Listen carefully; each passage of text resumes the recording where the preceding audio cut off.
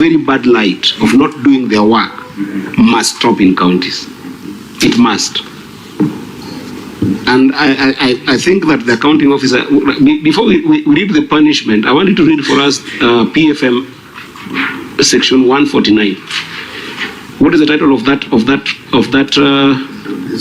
section of the law? Can you give the officer? First of all, read the title, because I'm getting irritated and tired of officers who don't do their work, and then because governors cannot run the entire county, you have got what the PFM Act clearly calls accounting officers, and they must do their job. What does that title say? Through your chair, the title of the heading of section 149 of the PFM is responsibilities of accounting officers designated for county government entities. Responsibilities. If an accounting officer does not know their responsibility under that PFM Act, they're going to be liable in this committee. What does that section K say? Under that subsection 2, paragraph K, it reads that not later than 3 months after the end of each financial year, the relevant accounting officer is supposed to prepare annual financial statements for that financial year and submit them to the Auditor General for audit with a copy to the county treasury. What that says that you do not need to wait for the auditor. Even before violating section 47(1) of the Public Audits Act, you already violated that PFM.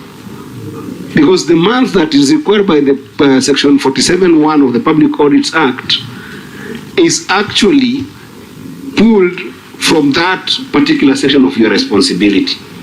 Now, listen to what you're putting the governor on, which I think that the governor, after this, you're going to give you a charge, and then it is the responsibility of the officer to go and deal with it. Read for me section 62 of the Public Audits Act. Through you, Chair, section 62 of the Public Audit Act is on the offenses by other persons, and it reads as follows. A person, that is section 62, subsection 1, a person shall not, without reasonable cause or lawful excuse, obstruct or hinder, exhort, assault, or threaten a member of staff of the Office of the Auditor General or professional acting under this Act. Then the relevant ones are paragraph B and C, without justification, fail to provide information required under this Act. C, without justification, fail to provide information within reasonable time that is required under this Act. Then there is the issue of submit false or misleading information and misrepresent to or knowingly mislead a member of staff of the Office of the Auditor General or professional acting under this Act, or interfere with or exert undue influence on any staff of the Office of the Auditor General or on any person authorized by the Auditor General to perform the functions under the Act. And then the fine is under subsection 2, where it reads that a person who contravenes subsection 1 commits an offense and is liable on conviction to a fine not exceeding 5 million shillings or to imprisonment for a term not exceeding 3 years or to both. Thank you, Chair. That's the law.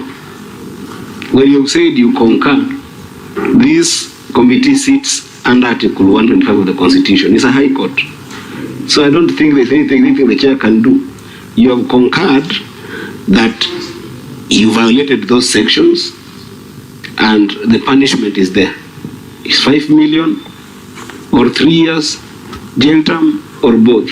I think if the chair is very lenient, he might give you 5 million, because I don't think you want to go for 3 years in jail. Or he can actually give you both if he really wants to send a message.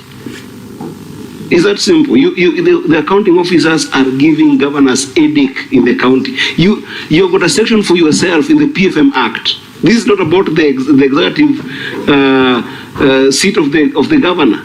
It's not in question here. It is directly on you, 149 of the PFM Act.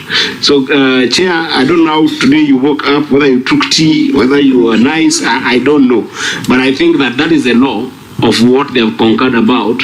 If you choose You can punish and then make it known to the country that there are some accounting officers who don't do their job that need that punishment through the executive, who is the governor. Just for your information, the two accounting officers, that is Nahashon Ongeri, who was the municipal manager, and George Ongware, who was the municipality accountant.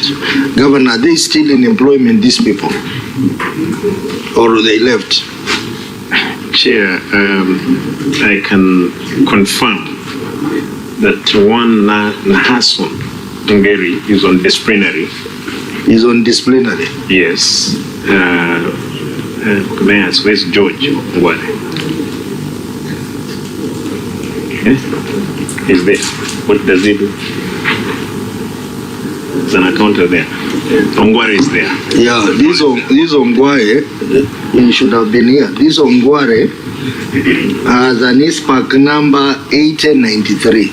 And according to the status, his membership is active, but he is not in good standing. Meaning that his training points are below the required threshold.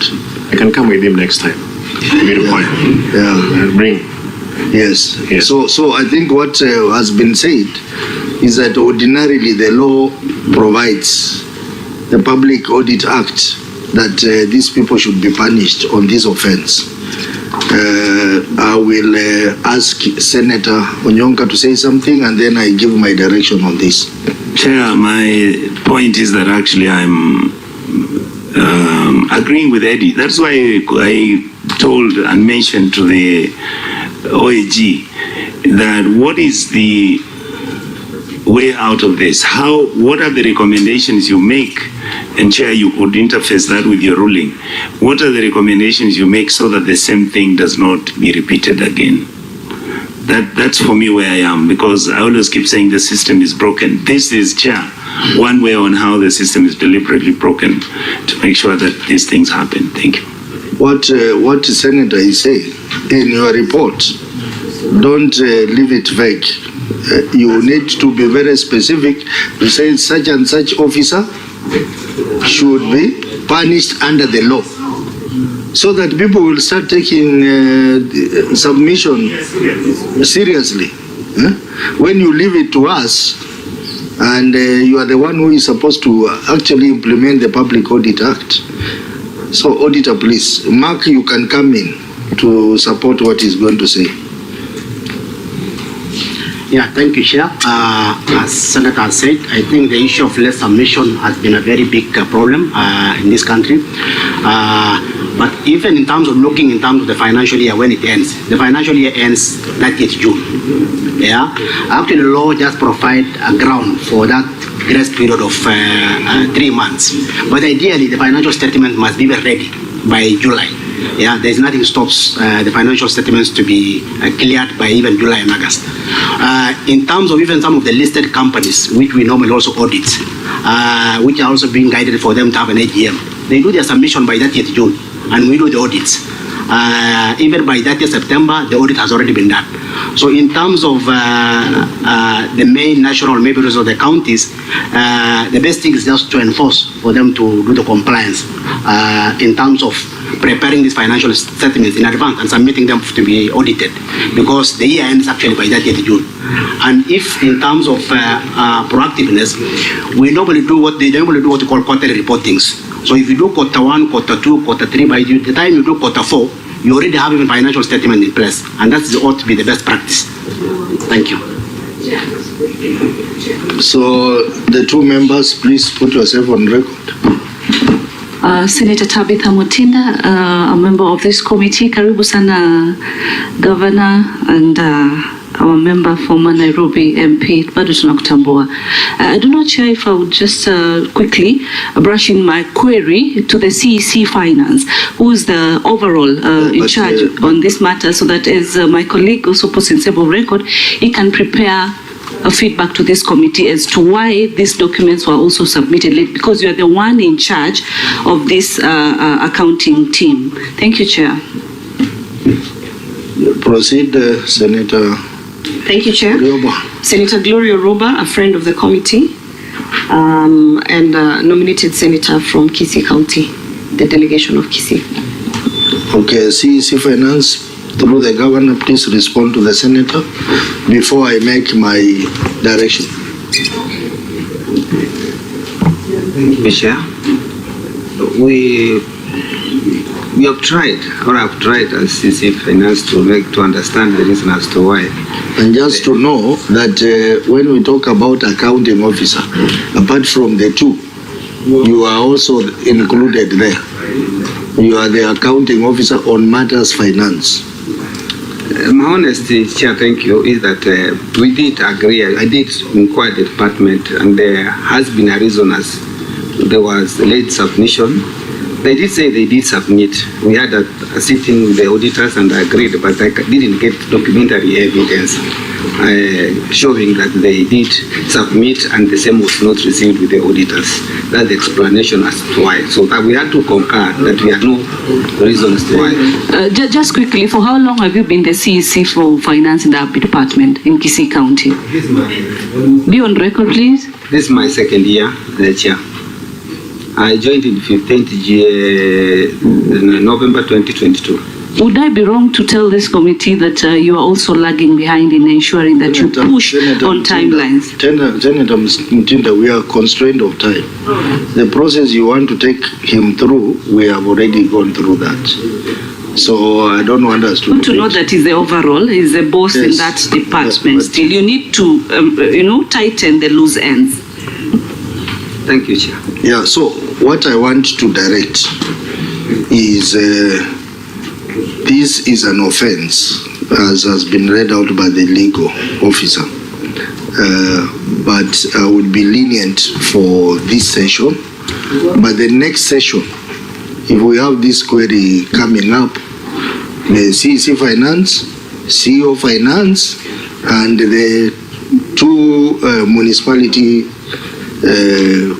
accounting officers, you will be liable, and you have heard what is involved, the fine and the prosecution. So the committee will not hesitate to prosecute, to recommend prosecution. So the only reason why I am being lenient is because, one, this is the very first time we are looking at municipality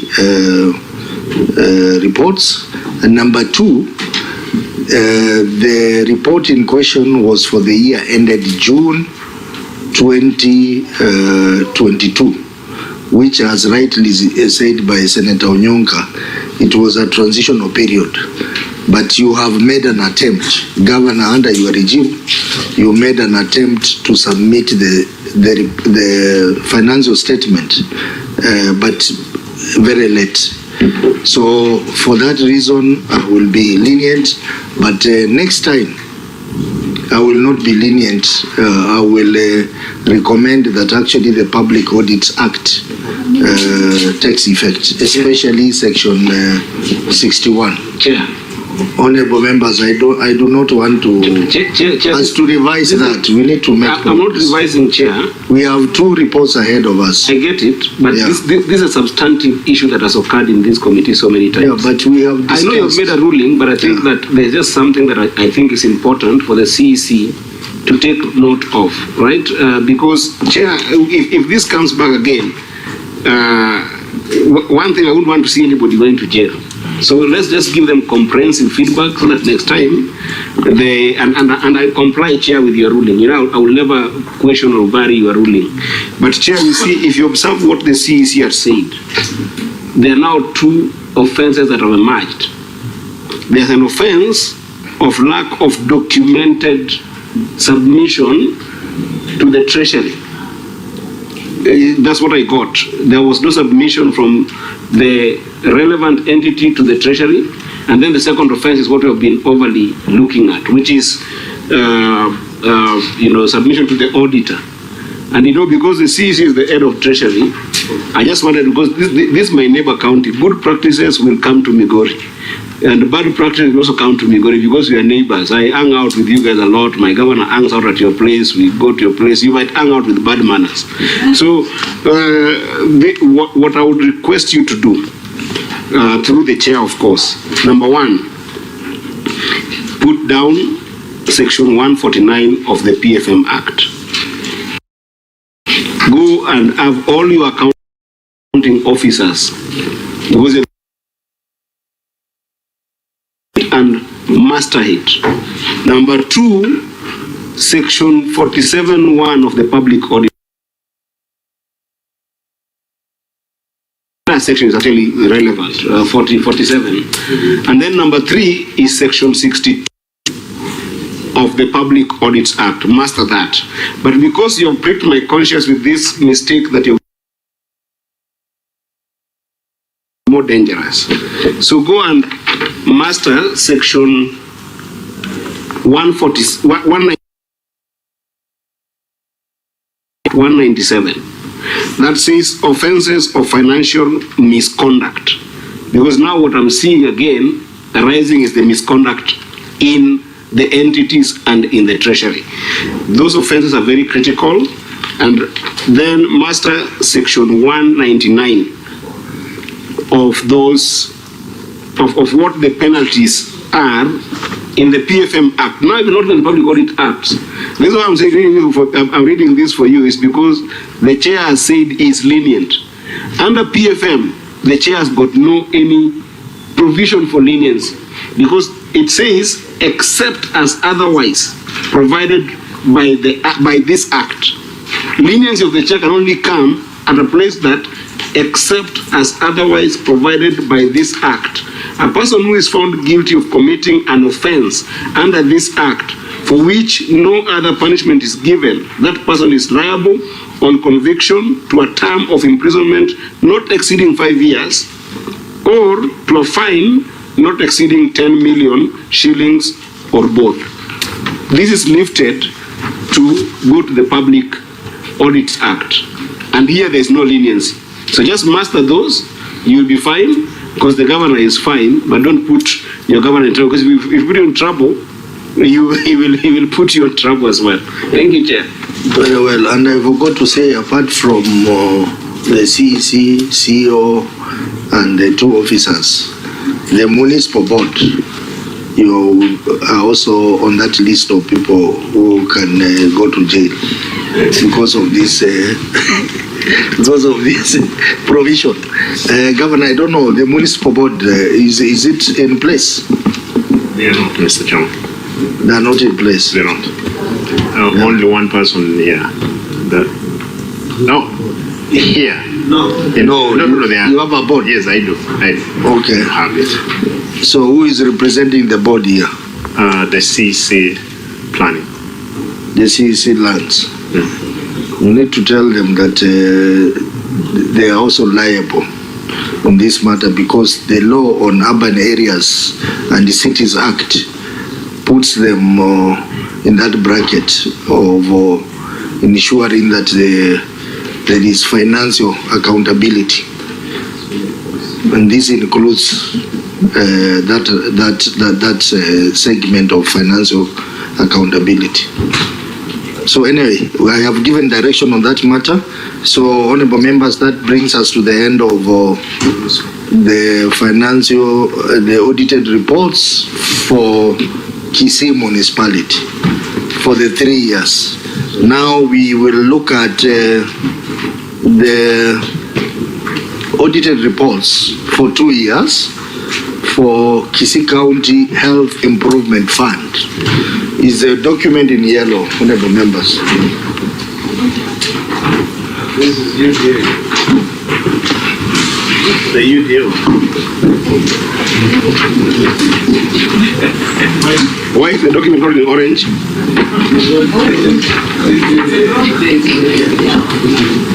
So, auditor, please take us through the report in the manner that I had directed you.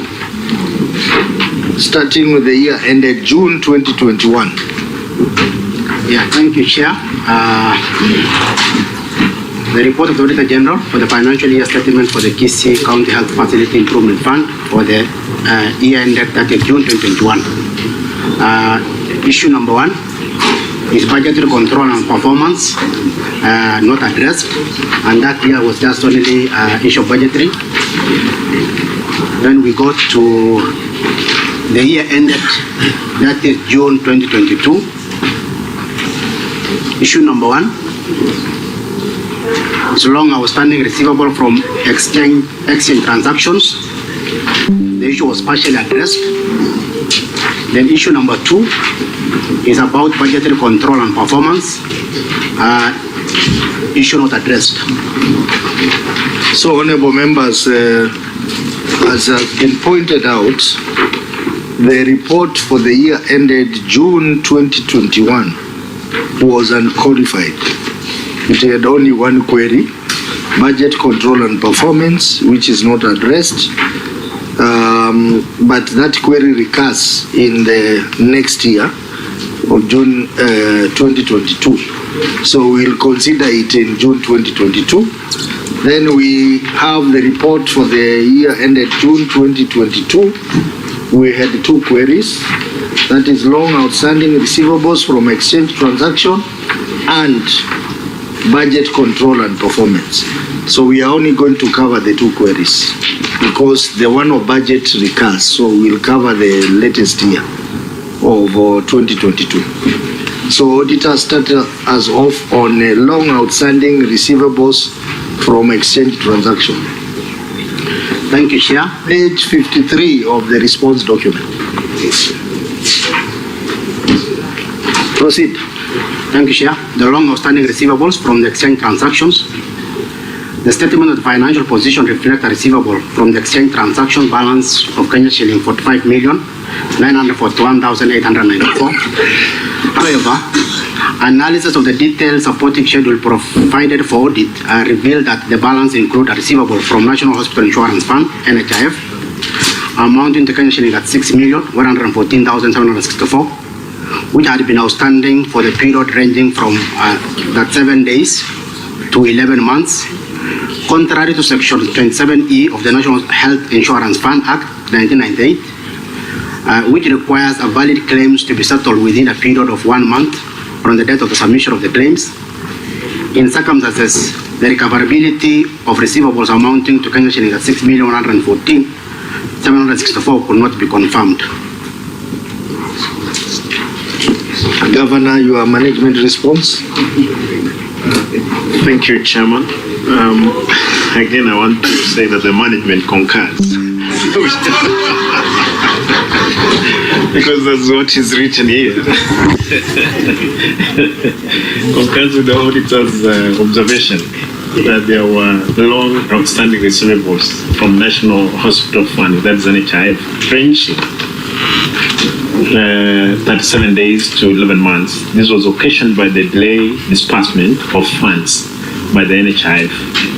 There has been a concerted effort by management in following up the claims. So far, Mr. Chairman, 42,915,594 relating to the period under review has been reimbursed, leaving a balance of 3,026,300 still outstanding.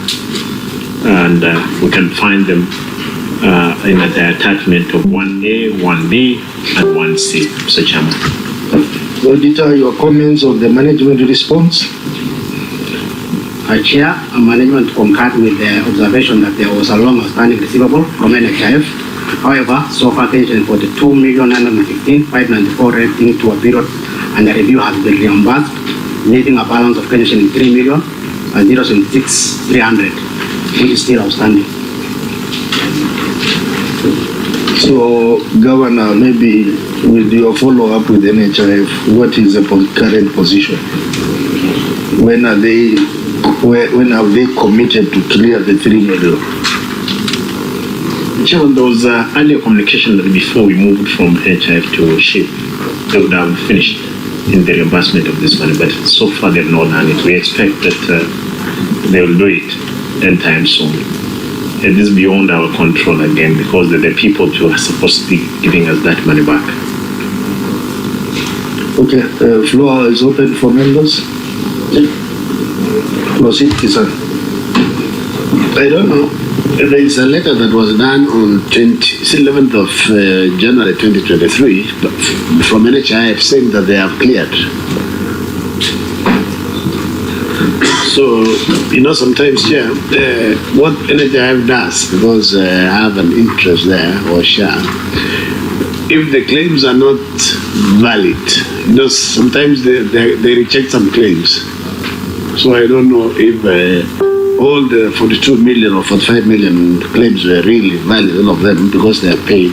You still have outstanding 3 million, and they are saying they are cleared from the letter that is here.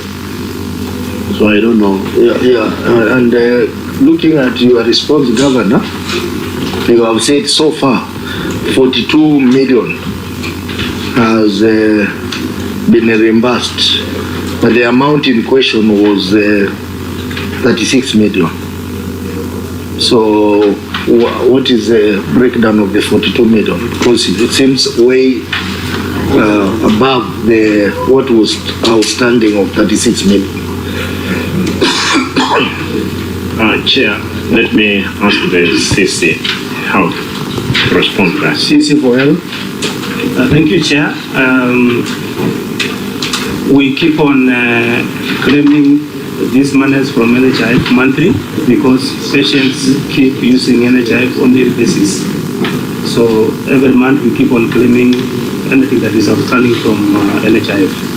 So are you suggesting that for this particular query, because the query was about 36 million, that has been cleared? Yes. Yes, Chair. Yeah, Auditor, can you confirm that? So that the balance of the amount, that is 6 million, is for the current period. Thank you, Chair. Maybe just for correction, the issue of receivable, which is outstanding, we raised 45.9 million, but out of that was 36 million, which relates to NHIF. So overall was 45 million. And the county was able to demonstrate they were able to collect 42 million.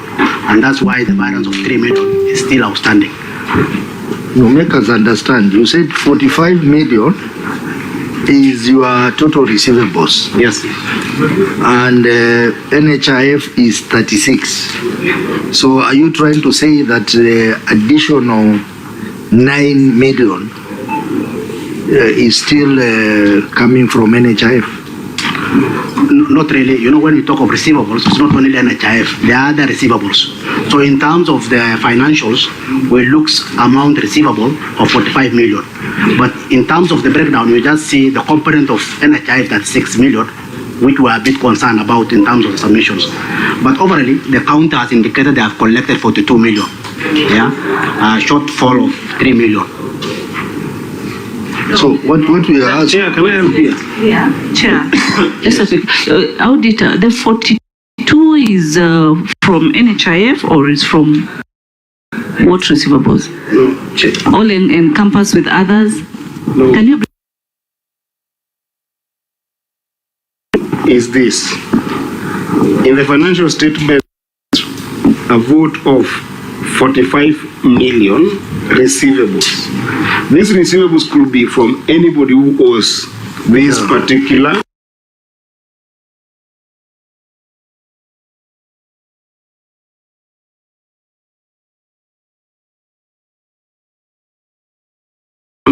from the 42 million, okay? 36 million from 42 comes to what? Do we have a physical analysis here?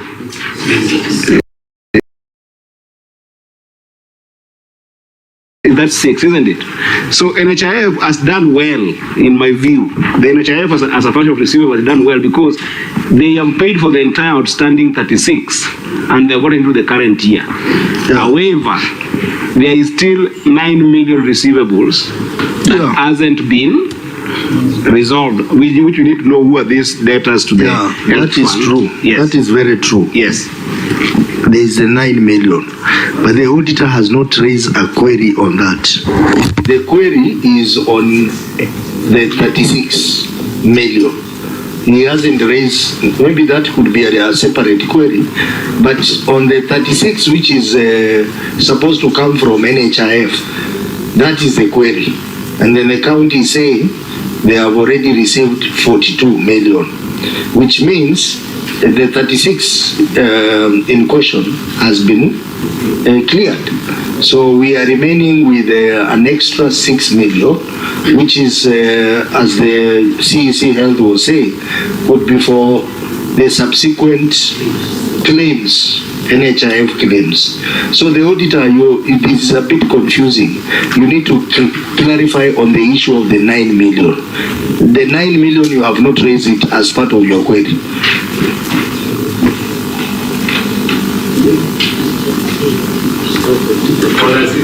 Or the 9 million you're not worried about. We are worried about the NHIF one. Which the NHIF then the county has solved, so we can move forward. Because I think that the county has done well and performed. Up and above the 36 million, the county has actually received 6 million more for the current year.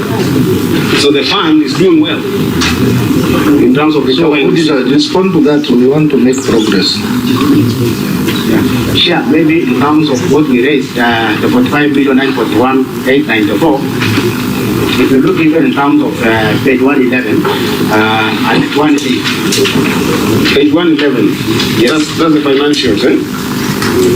What financials? The annex. There's annexures, eh? Yes, the annex. 111. 111. Yes, we are there. They are named of the facilities, which range from 1 to 17. Yes. And there was an outstanding amount by 30th June 2022, which totals to 45,941,894. Yes, we can see that. And then paid to debt, which has already been supported from the response, is 42,912,915,594. So let me, for the purpose of time, Chair, let's resolve this. Governor, that page that we are in, and perhaps the manager of the fund, Yes, the chair of the fund, turn to that page that the order stand as to page 1111, which I think now go all the way to page 112. Are we there? There's an amount there which was queried of 45,941,894. Are we there? A simple question. Is that entire amount owed to you by NHIF, or are there other people who owe you part of that amount? this is through the chair. This is strictly from. Be on record. Just put the mic close. This is strictly from NHIF. It's strictly from NHIF. So then, Chair, there was a misnomer in terms of the capture of definition of that receivable. So the receivable is entirely an HIF receivable. Or we want to be at par in that. So therefore, it means that actually there is still 3,226,000 that is still pending receivable on NHIF. And therefore, we are denoting NHIF as the only receiver. Is that okay, auditor? Yes, sir. That's the understanding. Okay, so can perhaps the governor explain to us when is this expected and what is the add-on the 3 million so that we can move forward? Maybe just share to clarify why we narrow down the 6. We are doing the aging analysis, and that's why we are doing the issue from 37 days. Some of them will be current. So the whole amounts for NHIF, but we are doing the aging analysis in terms of compliance of 30 days claim payments. Yeah. Chair, yes, this was indicated earlier. I don't operate in a child. Therefore, we go there days before they have numerous of counties they're giving. Therefore, they decide to give you 1 million, 2 million. So far, we have pushed them to this extent to 42 in the balance of 3 million. Chair, could I get a clarity from what Senator Kisang and earlier inquired? You had written a letter to NHIF dated 5th, and you received a response from NHIF 6 days after, that was on an 11. NHIF indicating that kindly note that the facilities funds were cleared into the payees' accounts as per their tax listing on the current status of the accounts. Did you give a further, letter indicating that there is still a balance owing amount 3 million? Because you seem to be satisfied with this feedback, which tells the committee that there is no outstanding according to NHIF. I'm sure there could be that communication. It's only that I don't let me hear from the CEC. Okay. Chair, I want to respond that, as I've said earlier, we keep on claiming from NHIF on monthly basis what is owed to the county. So when they pay, they don't indicate that this payment is for this specific period. Money just keeps on coming in from NHIF as we claim on a monthly basis. Although sometimes we experience delays from NHIF in disbursement of these funds. So there was no further letter from this response. You got satisfied? Not really, because not every time we do letters, we send vouchers to NHIF claiming for the money that they owe the county from these facilities. Thank you for your response. But there's a problem we're trying to cure. As a country, we have notions whereby we have policies, but we don't want to adhere to them because we have a notion that this is how it works. NHIF delays, and it's like it's okay. It shouldn't be okay, because it is in your mandate and your responsibility to push, because already KRA during the payments, you're pushed to do the submissions. As we speak, Senate, we are pushing for counties to receive the 401 billion, and we are arguing from the perspective of the NSSF contributions, these chief issues that are coming. So as a county, you adhere. But now we also don't want to push the provider, NHIF, to adhere to these timelines. There should be a push. There should not be a response of, that is how, they work. How do they work then? We cannot have a country that people are just waking up and deciding this is how we work. Then why do we have policy implementers? CEC, you have to push. Are you the CEC, or which position are you? Through the chair, I'm the CEC Health, and I want to confirm as late as yesterday, I was at NHIF offices claiming for several millions of shillings that they owe the county before we transition to SHIP. Just quickly, you being on the floor through the governor, you have board members?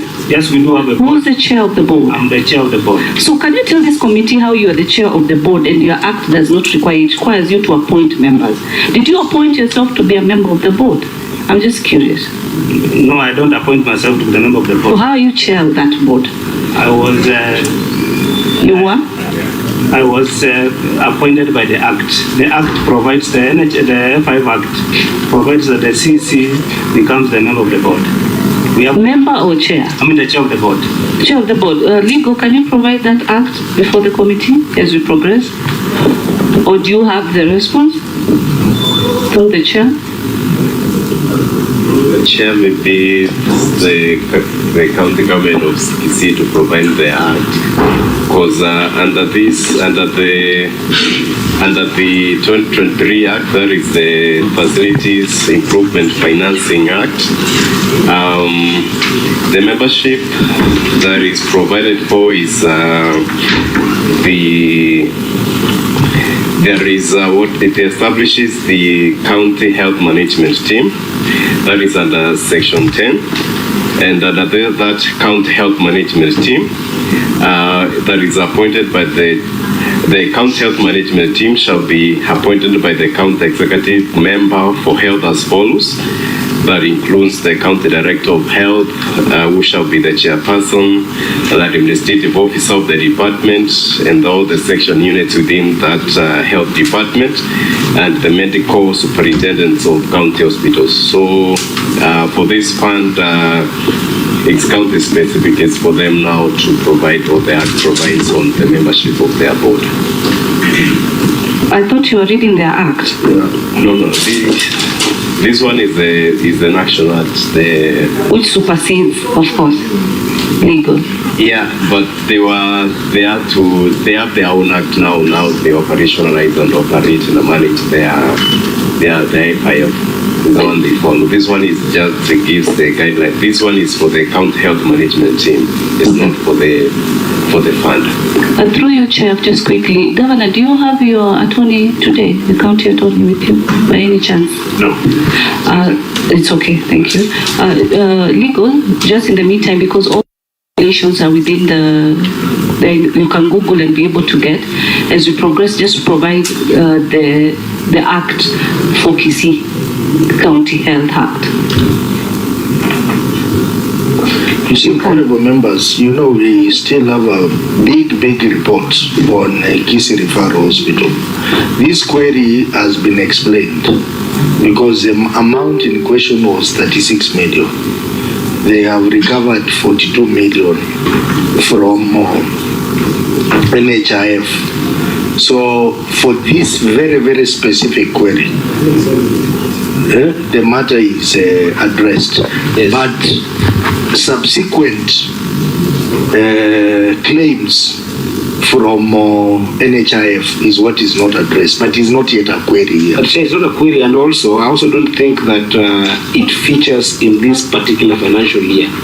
That will be a matter of the next financial year. Maybe the next because of what they already talked about, the aging analysis on that amount, right? Which I think that the county has done really well to recover up and above. Yeah. So I think then we should proceed. In fact, we should clear that query. Yeah, that query is resolved. It is resolved. We should clear it and then move to the next. It's resolved. So, Senator Mutinda, we are still going to go into deeper health matters when we be looking at Kisii Referral, which has your questions until then. But we move on to the last query. This, which is budget control and performance. 54.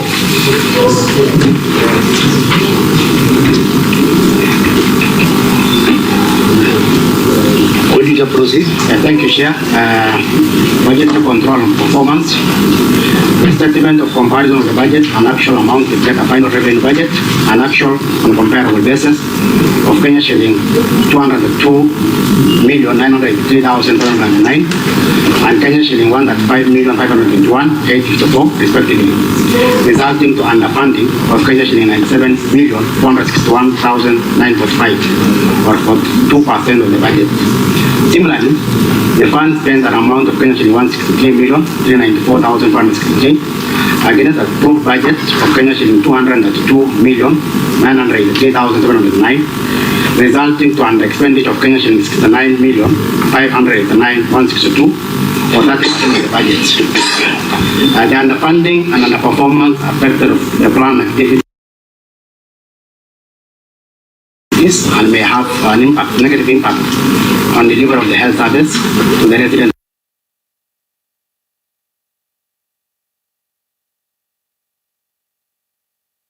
Sorry, Chair, the management concurs with the auditor's observation on revenue collection by 42% of the total budget. The short of claims from the National Hospital. I was standing impressed of around 3 million.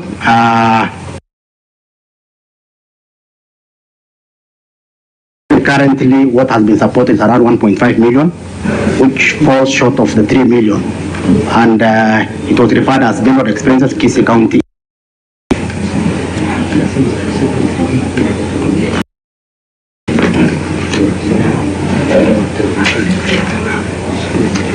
So this impress will serve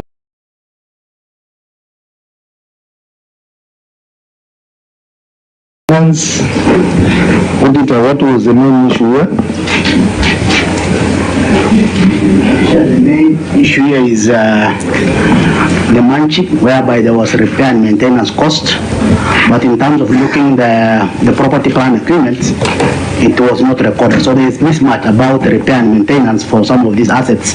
But if you look in terms of the book of the accounts, some of these assets are not recorded and the hospital, like the vehicles and all. So it is touching on the issue of assets. Yes. So I think that can also be managed under asset management as well. General expenses, Cpic County interest, what is it about, auditor?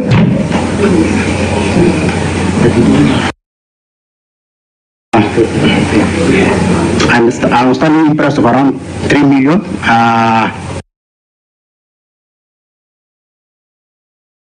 Currently, what has been supported is around 1.5 million, which falls short of the 3 million. And it was referred as general expenses, Cpic County.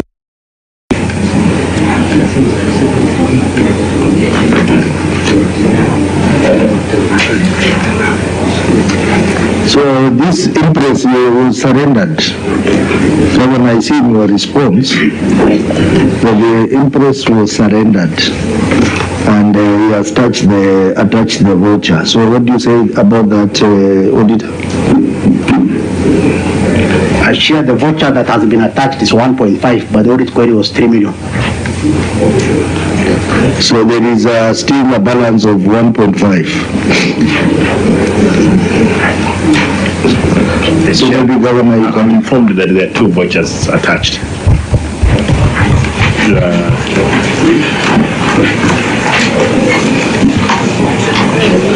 confirm that. I'm trying to manage time so that we only deal with the key issues. Confirm that as we go on, the other auditor can assist. Budget control and performance. I think we've spent more time on this. Where we have said, if you cannot meet your budget figures, then we do a supplementary budget. Lack of training needs assessment. Auditor, what is the main issue here? 191,000. What is the main issue here? Yeah, sure. The audit query is about there was some training that has already been undertaken, but in terms of just confirming whether there is some training need assessments in place or maybe the training plan has not been provided. But the county were able to explain that this expenditure relates to CBD hours for the doctors and also the accountants. So they were able to support that in terms of the CBD hours. But the major concern